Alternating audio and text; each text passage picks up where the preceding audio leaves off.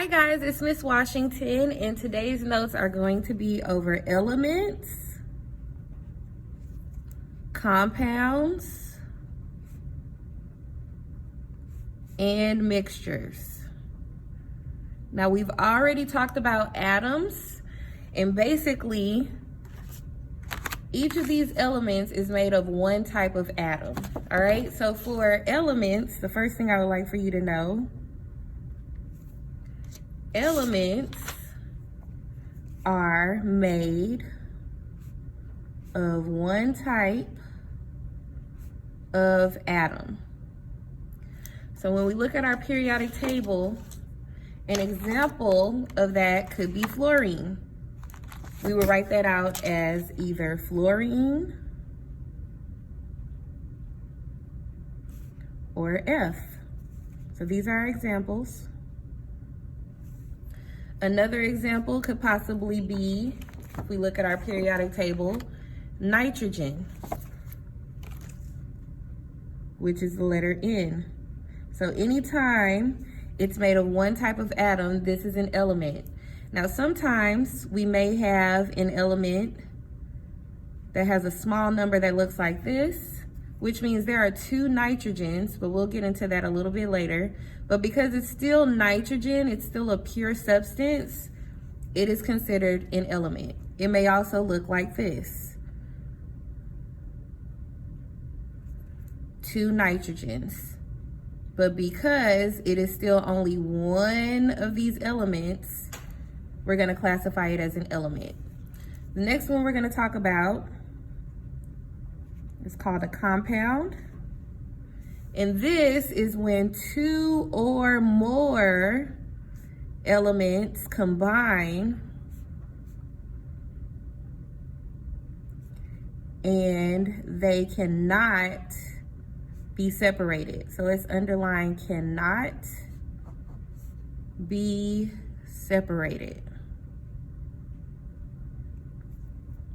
Okay, an example of that, if we look at our periodic table again, would be Na, which is sodium, and Cl, which is chlorine. So it looks like this, NaCl. And this combination is two elements. You can tell it's two elements because we have a capital letter and a lowercase letter. Any element is either gonna be one capital letter or a capital letter and a lowercase letter. You only count the capital letters as your elements. So in this case, we have two different elements, sodium and chlorine. Because they've combined, they cannot be separated because now they've made a new substance, which is something we use every day called salt. Another example, which you've probably seen before, is when we have two atoms of hydrogen and an atom of oxygen, H2O. Once these elements combine, they create water. This cannot be separated. Now it's a new substance. So you can put creates new substances. The last one we're gonna talk about is called a mixture. And this is when more than one atom combines but can be separated.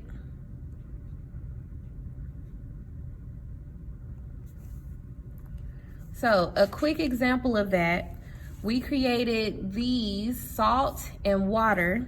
If we were to put those together, I have NaCl plus H2O. That's salt plus water. That equals salt water. Because we can still take away the salt from the water, this is a mixture. If we can still separate the two substances, this would be considered a mixture. All right, these are your notes, guys. Make sure you copy them thoroughly, send a picture on Schoology, and have a wonderful day.